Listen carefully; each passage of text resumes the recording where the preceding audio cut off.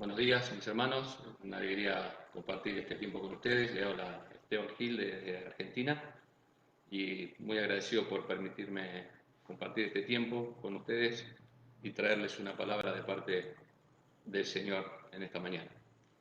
Hace muchos años atrás estábamos yendo con el equipo de Sociedad Bíblica de la ciudad donde yo trabajaba hacia Buenos Aires a una reunión nacional. Era una mañana de lluvia y yo iba conduciendo el vehículo, era una pick-up, un tipo van,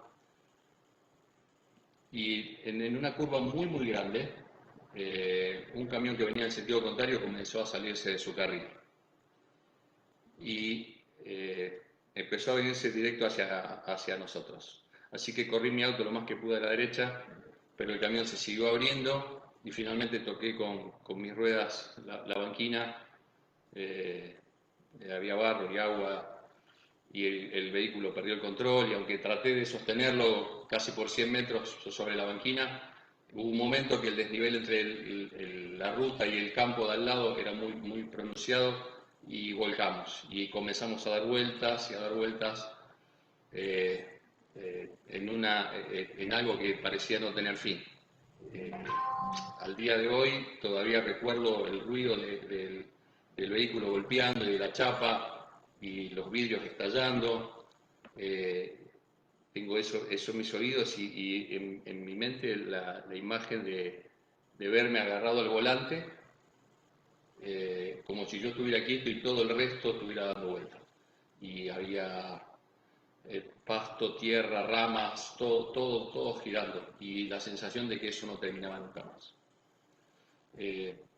Cuando paró finalmente, mi compañero y yo que íbamos adelante con el cinto de seguridad, la verdad que no tuvimos grandes lesiones, pero mis tres compañeros que estaban en el asiento de atrás, que iban sin sujeción, mi jefe salió por la ventana del costado en una de las vueltas y mis otros dos compañeros quedaron bastante golpeados, con quebraduras. Mi jefe también tuvo una fractura de coxis y la verdad que fue un momento muy complejo.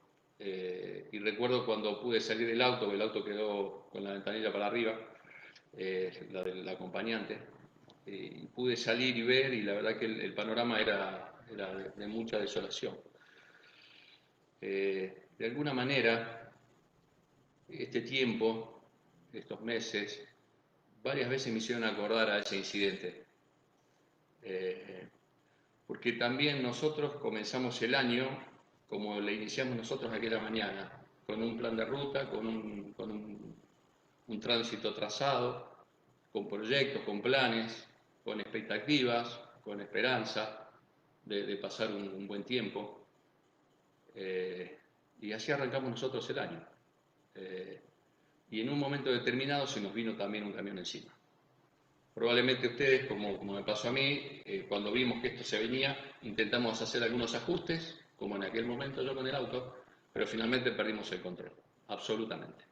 No hablo de un control de desesperación, sino de un control de donde nada depende de nosotros, no tiene que ver con lo que nosotros podemos hacer. Inclusive hoy, después de 50 días o más según los lugares, todavía hoy ni siquiera podemos armar una estrategia, un camino crítico, decir, bueno, vamos a seguir esto. Todavía hoy parece que seguimos dando vueltas, ¿sí? Y según donde nos agarró este momento, donde estábamos sentados, estamos sufriendo más o menos. Si nos agarró en el asiento de adelante con el cinturón de seguridad puesto, quizás todavía lo estamos llevando bien, pero los que los agarró en el asiento de atrás las están pasando muy mal. Seguramente conocerás a alguien que ya salió por la ventana, como le pasó a mi jefe. Y la verdad es que todo esto produce mucha inseguridad, mucha incertidumbre, angustia en algunos casos, temor, y cada uno maneja esta circunstancia, este tiempo como puede. La verdad es que cuando este auto termine de dar vueltas, el mundo que conocimos ya no va a estar como estaba. La misión de la sociedad bíblica seguirá siendo la misma, pero muy probablemente nuestras sociedades bíblicas ya no sean la misma. Permítanme usar una expresión que sé que va a sonar un poco blasfema, pero creo que estamos en esta situación por la incapacidad de Dios. Y antes que me saquen del vivo, quisiera aclarar algunas de esas incapacidades que están en la Escritura. Dios es incapaz de ser burlado por nadie. Dios es incapaz de mentir. Dios es incapaz de incumplir una promesa. Dios es incapaz, mi hermano, de dejar de amarte. Dios es incapaz de dejar de protegerte. Dios es incapaz de dormirse y que tu pie dé al resbaladero. Podríamos seguir ampliando la lista de incapacidades de Dios. Por supuesto que es un juego de palabras, pero quizás a vos te haga también como a mí ampliar y hacer tu propia lista de incapacidades de Dios. Porque es lo mismo decir que Dios me ama con amor eterno que decir que Dios es incapaz de dejar de amarme. Pero personalmente, en mi corazón y en mi espíritu, pensarlo de esa manera fue como una caricia de parte de Dios. Dios es incapaz de dejar de protegerte, mi hermano, independientemente de la circunstancia en donde estemos, de las circunstancias que estés vos, tu familia, tu sociedad bíblica. Ahora, en estas incapacidades que Dios tiene, quisiera centrarme en una más, que es la incapacidad de Dios de perder el control. Y para esta incapacidad podría haber elegido decenas de pasajes de la Biblia. Pero quisiera compartirles pasaje que está en Isaías, capítulo 41. Voy a leer en la versión de Dios habla hoy. Callen ante mí, países del mar. Naciones, ármense de todo su valor. Vengan para que hablemos de este asunto. Vamos a reunirnos para discutirlo. ¿Quién fue el que hizo aparecer en el oriente a ese rey que siempre sale victorioso? ¿Quién le entrega a las naciones y hace que los reyes se le humillen para que su espada y su arco los triture y los disperse como paja? ¿Quién hace que los persiga y que avance tranquilo, como si no tocara el camino con sus pies? ¿Quién ha realizado esta obra? ¿Quién desde el principio ha ordenado el curso de la historia? Yo, el Señor, el único Dios, el primero y el último. Leo de vuelta el versículo 4. ¿Quién ha realizado esta obra?, pregunta Dios. ¿Quién desde el principio ha ordenado el curso de la historia? Yo, el Señor, el único Dios, el primero y el último. Mi hermano, lo que estamos viendo en este tiempo no es otra cosa que lo que veíamos nosotros en esa mañana dentro del vehículo. Lo que estamos viendo no es la realidad. Estamos viendo una situación desde un vehículo que se está rompiendo todo. Lo que estamos escuchando es justamente el ruido de las cosas que se están rompiendo. Pero la verdad, la realidad es la que se ve desde la perspectiva de Dios, de aquel que ha ordenado el curso de la historia. La realidad que la manzana mordida no fue un descuido de Dios, que Caín no fue una falla del programa. La verdad es que Ciro no fue alguien que se salió de los planes, ni Egipto fue una mala decisión, ni el censo de Herodes fue una casualidad que permitió que Jesús naciera en Belén, ni Judas ni Pilato fueron enemigos improvisados que se le presentaron a Jesús que tuvo que enfrentar, ni el COVID-19 es un camión que a Dios le vino de frente. Esto que estamos viviendo es solamente Dios en control de la historia y que Él va a usar para cumplir sus planes y propósitos. Planes y propósitos que te incluyen a vos y me incluyen a mí.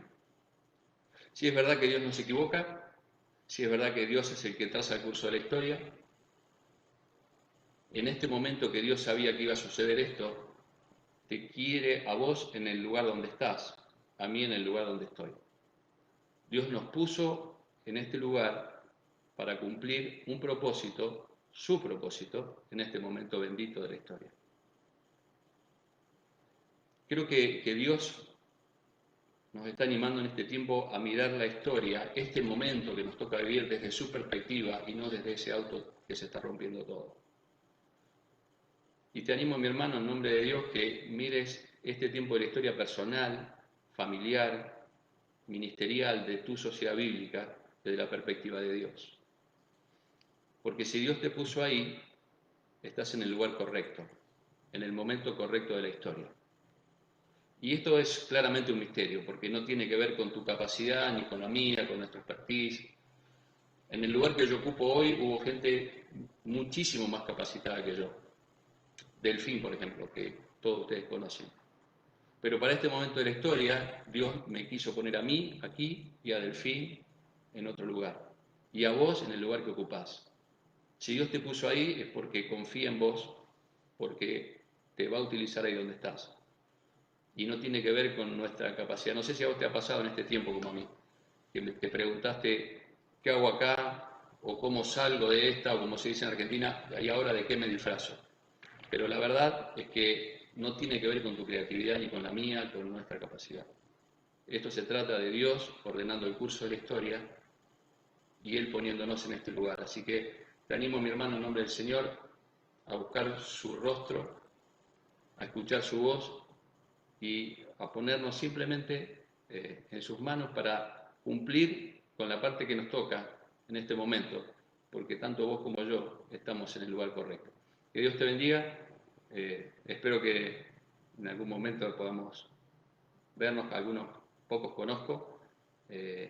Anhelo que la paz de Dios esté en tu vida. Oramos.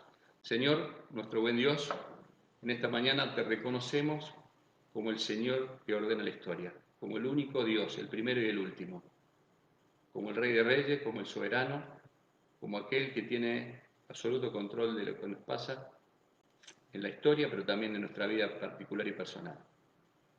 Te bendecimos, Señor, y te pedimos que en este tiempo, donde reconocemos que estamos en tus manos y que dependemos únicamente de vos, en este tiempo nos hables de la manera en que podamos escucharte, que te acerques a nosotros y nos vuelvas a susurrar al oído, a hablarnos, que podamos entender este tiempo y que podamos ver desde tu perspectiva. Te bendecimos y te honramos en el nombre de Jesucristo. Amén. Que Dios les bendiga, hermanos.